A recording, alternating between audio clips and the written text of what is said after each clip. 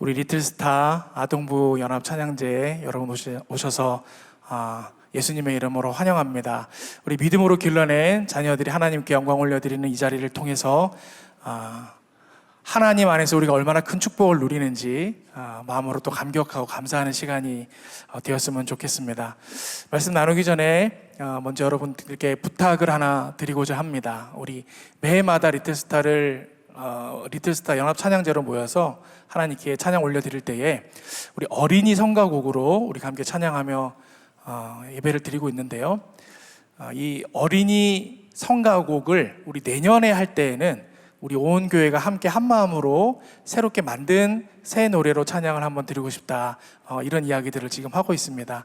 그래서 우리 성도 여러분들께서 또 우리 부모님들께서 또 어린이들 작사에 참여해 주시기를 좀 부탁을 드리겠습니다. 그래서 어린이 찬양 작사를 해주셔서 이제 주보에 광고가 나갈 텐데요. 이렇게 응모해 주셔서 우리가 한 마음으로 한 곡으로 하나님 앞에 찬양할 수 있도록 그렇게 도와주시기를 부탁드립니다. 저는 생긴 것과는 다르게 강원도 산골 출신입니다. 산골짜기에서 어린 시절 숲속을 뛰어다니며 이제 그렇게 자랐습니다. 고등학교 3학년 때까지 그렇게 강원도 산골짜기에서 다니다가 이제 20살이 돼서 대학에 올라왔죠. 대학교 이제 신학교를 갔기 때문에 대학을 다니다가 이제 우리 후배들 여름 성경학교 또 여름 수련회 할 때 모교에 방문해서 좀 도와줘야겠다 이러는 마음으로 우리 중고등부 수련회에 가서 도와줬던 적이 있습니다.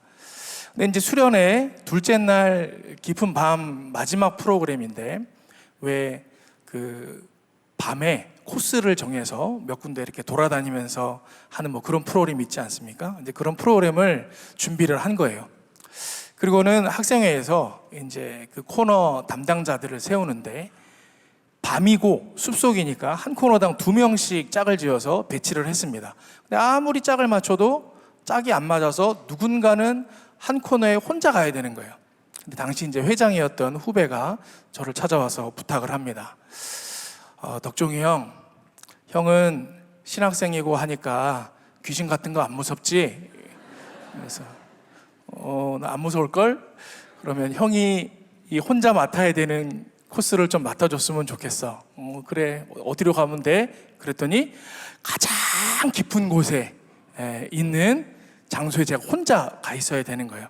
제 역할은 지나가는 아이들을 깜짝 놀래키는 거였습니다. 그래서 이제 어떻게 놀래키는 거였냐면 긴 나뭇가지가 이렇게 있는 거를 나무인 것처럼 들고 있다가 아이들이 지나갈 때 아이들 앞으로 이렇게 나무를 탁 쓰러뜨리는 거였어요. 처음에 제가 이제 그 자리에 가서 봤더니 어슴푸레하게 껌껌한데 정말 이렇게 조용한데 숨어 있으면 안 보이겠더라고요. 또 제가 이렇게 까무잡잡하기 때문에 잘 안 보여서 거기다가 나무를 탁 쓰러뜨리면 이제 아이들이 놀라겠구나 생각을 했습니다. 한 조, 두 조 지나가는데 처음에 몇 조는 정말 아이들이 깜짝 놀라서 제가 하는 재미가 있었습니다. 그런데 시간이 점점 흘러가는데 밤이 깊어지면 깊어질수록 너무 깜깜한 거예요. 저는 제가 살면서 그렇게 깜깜한 시간을 경험해 본 적이 없는데 너무 깜깜해서 마지막 몇 조는 제가 나무를 그 앞에 떨어뜨려도 무슨 일이 일어났는지 아이들이 모를 정도로 그 마지막 몇 조가 지나가는 동안 제가 혼자 그 깜깜한 데서 기다리는데 정말 지옥 같은 시간을 보는데 얼마나 무서웠는지 몰라요. 마지막 조는 왔을 때 놀래키고 뭐고 얘네들 내려갈 땐 같이 내려야겠다라는 생각으로 그 마지막 조와 함께 산길을 내려오려고 했습니다. 근데 문제는 얼마나 깜깜했는지 바로 옆에 있는 후배 아이들 손을 잡고 있는데도 얼굴이 안 보일 정도로 깜깜했어요. 달도 안 떠가지고 숲속이니까 너무너무 깜깜해서 야, 큰일이다 이거. 길도 못 찾겠고 아무것도 안 보이는데 어떻게 내려갈까? 그럴 때 저희에게 한 줄기 길잡이가 되어준 빛이 있었는데 그게 별빛이었어요. 여러분들 생각할 때 아니 무슨 별빛이 달도 아닌데 별빛이 비친다고 길이 보이겠는가? 맞아요. 별빛으로는 길이 보이지 않아요. 아무것도 안 보였어요. 근데 저희가 어떻게 별빛을 보고 그 산길을 내려갈 수 있었는가 하면 숲속이니까 나무들이 이렇게 높게 솟아있는데 사람 다니는 길을 따라서는 나무가 없잖아요. 그 나무가 없는 하늘에 별들이 길 모양으로 쭉 별이 이어져 있는 거예요. 그래서 머리 위를 보면서 아, 여기가 길이구나. 그리고 다 같이 무서우니까 손을 잡고 그 하늘을 쳐다보면서 이렇게 산길을 내려왔던 경험이 있습니다. 정말 작게 반짝반짝 거리는 별들이라고 하더라도 모여서 스스로 빛을 발하니까 정말 칠흑 같은 어두움의 순간에는 길이 되어주더라라는 것을 제가 경험했습니다.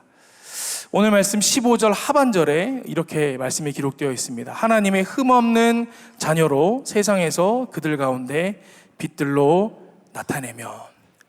저는 우리 영락의 어린이들, 이 다음 세대 아이들이 점점 어두운 세상이다 그렇게 우리들이 평가를 하고 있는데, 이 어두운 세상 가운데 별과 같이 빛나는 존재로 사람들을 주님께로 이끄는 존재로 그렇게 성장할 수 있었으면 좋겠습니다.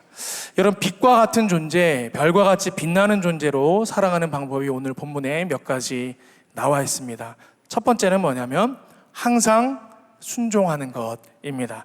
오늘 12절이 이렇게 기록합니다. 그러므로 나의 사랑하는 자들아, 너희가 나 있을 때뿐 아니라 더욱 지금 나 없을 때에도 항상 복종하여 두렵고 떨림으로 너희 구원을 이루라. 항상 복종하여 이렇게 기록되어져 있습니다. 여기 다 부모님들이시니까 여러분, 자녀를 키울 때 어떻게 키우고 계십니까? 저는 저희 아이를 키울 때 이 아이가 주체적으로 자랄 수 있도록, 자기가 선택하고 책임질 수 있는 인생을 살 수 있도록 그렇게 기르고 싶었습니다. 그래서 이 아이에게 매사에 선택권을 주려고 노력을 많이 했습니다. 근데 이제 와서 돌이켜보니까 꼭 그렇게만 하는 것이 좋은 것이었나, 그런 생각도 드는 것입니다. 무엇인가 하면 요즘 세대 아이들에게 나타나는 특징 중에 하나가 이제 자라면서 본인이 선택하고 본인이 원하는 것 중심으로 해오면서 살다 보니까 본인이 하기 싫은 것, 선택하지 않은 것에는 마음을 쓰거나 힘을 쓰거나 하려고 하지 않는 모습들이 나타나더라는 것이에요. 그런데 여러분, 이럴 때 일어나는 치명적인 어려움이 있죠. 무엇인가 하면 성장하기 어렵다라는 것입니다. 여러분, 언제 우리에게 성장이 일어납니까? 우리가 순종할 때, 하기 싫은 것을 감당할 때 순종하게 됩니다. 여러분, 자연스럽게 하고 싶은 것만 하고 살지요? 그러면 내가 잘 못하는 거, 약한 거는 안 하고 살게 됩니다. 그렇죠? 그러면 성장할 기회를 잃어버리게 되는 거예요. 우리 성장에 대해서 얘기할 때 최소치 법칙이라는 것을 이야기하시는 분들이 있습니다. 물동이를, 판넬을 여러 개를 엮어서 물동이를 묶어서 만들 때에 물을 어디까지 그 물동이에 채울 수 있느냐, 가장 낮은 판넬의 높이만큼 물을 채울 수 있다, 그렇게 우리가 생각을 할 수 있지 않습니까? 그 말은 뭐냐면 그 물동이에 더 많은 물을 채우기 위해서는 가장 낮은 판넬의 높이를 키우는 수밖에 없는 거예요. 우리 인간도 마찬가지인 거죠. 우리가 어디까지 성장할 수 있느냐, 나의 가장 연약한 부분까지만 성장할 수 있다라는 거예요. 그래서 연약한 부분이 훈련되어지고 성장하지 않으면 절대로 전인적인 성장을 경험하기 어렵습니다. 그래서 순종이 굉장히 중요합니다. 이따가 우리 리틀스타 유년부, 초등부, 소년부 어린이들 나와서 찬양할 때 보시면 깜짝 놀라실 거예요. 저는 영락교회 와서 몇 번을 놀랐는데 처음엔 그런 생각이 들었습니다. 아니, 요즘 아이들을 데리고 이 정도의 찬양대가 운영이 가능하다고? 이 교회는 애들을 때리면서 가르치나? 저는 이제 그렇게 생각을 했던 적이 있었거든요. 근데 그 정도로 굉장히 아이들이 훌륭하게 준비가 잘 되어서 나옵니다. 그럼 무엇으로 훈련한 것입니까? 순종을 훈련했다, 그렇게 생각합니다. 아이들이 마냥 즐겁지만은 않았을 거예요. 힘들었을 때도 있었고, 지겨울 때도 있었고, 하기 싫은 때도 있었을 것입니다. 그러나 순종하고 이 시간까지 올 때에 하나님께서 성장하게 하셨으리라 믿습니다. 우리도 마찬가지죠. 하나님 말씀 앞에 우리가 순종하며 나아갈 때 하나님께서 우리 각 사람을 성장케 하실 줄 믿습니다. 두 번째, 빛과 같은 존재로 살아가는 방법, 두 번째입니다. 원망과 시비가 아니라 감사로 하는 것입니다. 오늘 13절, 14절 제가 줄여서 읽으면 그렇습니다. 너희 안에 행하시는 이는 하나님이시니 모든 일에 원망과 시비가 없이 하라. 우리가 살면서 원망할 일도 있고 시비가 일어날 만한 일들도 있겠지만 그것이 어디서부터 시작되냐면 그 가운데 역사하시는 분이 하나님이시라는 것을 잊을 때 그런 일이 일어난다라는 거예요. 하나님의 하심을 믿는 사람이라 그러면 원망할 일이 없겠죠. 시비가 일어날 만한 일이 없겠죠. 오히려 감사가 있을 것입니다. 우리 아이들도 연습하느라 힘들었을 수 있습니다. 마음이 상하는 일이 있었을 수도 있겠습니다. 그러나 그 모든 과정과 시간들이 우리로 자라기를 원하시는 하나님께서 하셨다라는 것을 믿는다 그러면 우리는 감사로 할 수 있습니다. 양측이었던 다윗은 집안에서 가장 허드렛 일을 도맡아서 했지만 그 안에는 원망과 시비가 없었습니다. 그의 시간이 하나님의 손에 붙들린 시간이라는 것을 그가 믿었기 때문에 오히려 그 홀로 들판에서 양을 치던 시간은 다윗을 위대한 영성가로 빚어내는 시간이었다라는 것을 우리는 알 수 있습니다. 제가 유튜브에서 어떤 채널을 보다가 그런 장면을 봤습니다. 초등학교 한 3, 4학년쯤 되는 남자아이를 데려다 놓고 사회실험 비슷한 걸 하는 거예요. 예고 없이 갑자기 특급 연예인을 그 아이 앞에 데려다 놨습니다. 그 한참 오징어 게임으로 아이들까지도 다 알만한 이정재 배우가 그 아이 앞에 갑자기 나타났습니다. 아이가 깜짝 놀랐습니다. 와, 화면에서만 보던 배우를 내 앞에서 보게 되다니. 그래서 이 아저씨 누군 줄 알아요? 그랬더니 이정재 배우요. 어디 나온 줄 알아요? 오징어 게임이요. 이렇게 얘기를 주고받았습니다. 근데 아이는 이정재 배우가 이제 오징어 게임으로 막 스타가 된 사람이라고 생각하는 것 같았습니다. 그래서 그 앞에 태블릿을 갖다 놓고 이정재 배우가 그동안 출연했던 영화 포스터들을 쫙 보여주면서 이렇게 많은 영화에 출연한 배우란다 이렇게 소개를 해줬습니다. 그랬더니 초등학교 남자아이가 깜짝 놀라더니 눈이 동그래져가지고 와, 이렇게 오랫동안 배우를 하셨어요? 그런데 이 오랫동안 배우를 하는 동안에 슬럼프는 없으셨어요? 이렇게 이 아이가 물어보는 것이었습니다. 근데 그때 했던 이정재 배우의 말이 저는 지금도 제 마음에 너무 깊이 남아있는데요. 잠깐 생각하더니 그렇게 대답을 하는 거예요. 왜 없겠어? 나도 슬럼프가 있었지. 그런데 슬럼프가 있을 그때마다의 공통된 특징이 있더라. 내 마음에 감사가 사라졌을 때 슬럼프가 오더라. 스태프들에 대한 감사, 나를 사랑해주고 함께해주는 팬들에 대한 감사가 사라질 때마다 내가 슬럼프를 경험하더라. 그러나 내 주변에 함께해주고 나를 도와주는 이들을 늘 바라보고 감사할 때는 슬럼프를 경험한 적이 없어. 이렇게 얘기하는 것을 들었습니다. 여러분, 신앙인의 삶도 마찬가지입니다.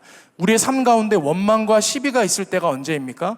우리의 삶에 걸어가는 길, 우리의 일하는 그 자리에 하나님의 손길을 발견하지 못하고 바라보지 못하면 그때가 바로 원망과 시비의 순간이 됩니다. 그러나 그 어떠한 순간에 있을지라도 우리를 이끄시는 하나님의 손길을 발견한다면 우리는 그 어느 때라도 감사할 수 있을 줄 믿습니다. 우리 인생을 주관하시는 하나님의 손길을 언제나 발견함으로 원망과 시비가 아니라 감사로 충만한 인생 사실 수 있기를 바랍니다. 마지막으로 빛과 같은 존재로 살아가는 방법, 하나님의 말씀으로 흠이 없고 순전해지는 것입니다. 우리 마지막 절 15절 16절에 이렇게 기록합니다.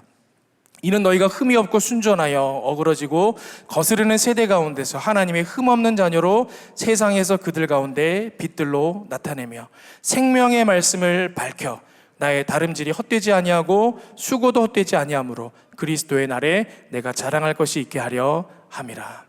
흠이 없고 순전하다라는 것은 이 비난받을 것 없이 섞임 없이 순수하다는 말인데, 도덕적으로도 깨끗하고 또 다른 가치와도 섞이지 않아 말 그대로 순결한 상태를 말하는 것입니다. 그럼 어떻게 그럴 수 있습니까? 16절에 그렇게 시작을 하고 있어요. 생명의 말씀을 밝혀. 여러분, 세상의 논리나 가치가 아니라 하나님의 말씀의 방식, 복음의 가치로 살아갈 때 흠이 없고 순전하게 빛나는 존재로 살아갈 수 있다라는 것입니다. 제가 지도하고 있는 대학부에서 요즘에 누가복음을 함께 묵상하고 있는데 딱 오늘 우리 대학부에서 나눈 말씀이 이 말씀이었습니다. 누가복음 11장 예수님의 등불 비유였는데요. 그 36절을 읽으면 이렇습니다. 내 온몸이 밝아 조금도 어두운 데가 없으면 등불의 빛이 너를 비출 때와 같이 온전히 밝으리라 하시니라. 하나님의 말씀이 내게로 비추어질 때에 그것을 내가 그대로 받아 말씀으로 순전하게 살아내면, 말씀으로 내가 온전히 밝아지면 그가 밝으리라, 그가 빛나리라, 그렇게 말씀하시는 거예요. 여러분, 모든 믿음의 사람들은 세상 가운데 어떻게 빛나는 존재가 될 수 있다라고 말씀하시는 것입니까? 우리가 말씀에 붙들려서 말씀으로 충만하게 살아갈 때 빛으로 서게 된다라는 말씀입니다. 그래서 말씀으로 잘 길러내는 것이 중요합니다. 오늘 주일 담임 목사님 말씀도 같은 메시지였죠. 다니엘서 12장 3절입니다. 지혜 있는 자는 궁창의 빛과 같이 빛날 것이요, 많은 사람을 옳은 대로 돌아오게 한 자는 별과 같이 영원토록 빛나리라. 저는 우리 영락의 어린이들이 말씀으로 충만하게 잘 길러져서 이 어두운 세상 가운데 많은 사람을 옳은 대로 인도하는 별과 같이 빛나는 존재들로 성장할 수 있기를 바랍니다. 여기 함께 우리 부모로, 조부모로 영락의 믿음의 가족을 함께하는 모든 여러분들께서 기도함으로 우리 자녀들이 그러한 세상의 별과 같이 빛나는 존재로 자랄 수 있도록 날마다 힘써 주시고, 여러분들 또한 그러한 빛나는 존재로 살아갈 수 있기를 우리 주 예수 그리스도의 이름으로 축복합니다. 함께 기도하겠습니다. 하나님 감사합니다. 귀한 저녁에 우리로 모여 하나님 찬양하며 영광 올려드리게 하시니 감사합니다. 우리의 자녀들이 하나님의 말씀으로 자라나고, 또 모든 삶의 순간에 하나님의 손길을 발견하고, 또 주의 말씀에 순종함으로 별과 같이 빛나는 존재들로 성장할 수 있기를 원합니다. 또한 이 아이를 길러내는 부모된 우리 또한 그러한 존재로 살아갈 수 있기를 원합니다. 하나님, 우리에게 은혜 주셔서 별과 같이 빛나는 신실한 믿음의 백성들로 서게 하여 주시옵소서. 이제는 우리 구주 예수 그리스도의 은혜와 하나님의 사랑과 성령님의 교통하심이 별과 같이 빛나는 존재가 되어 많은 사람을 하나님께로 옳은 대로 돌아오게 하기를 원합니다. 믿음으로 고백하며 결단하는 모든 믿음의 백성들 머리 위에, 또 그들의 모든 삶의 여정 위에, 또 그러한 믿음의 고백으로 오늘 하나님께 찬양 올려드리는 우리 유초, 소년부, 어린이들 위에, 이들을 믿음으로 길러내는 각 가정 위에, 또 교육하고 힘쓰고 애쓰고 기도하는 유년부, 초등부, 소년부 모든 선생님들 위해 이제로부터 영원토록 함께 하시기를 간절히 축원하옵나이다. 아멘.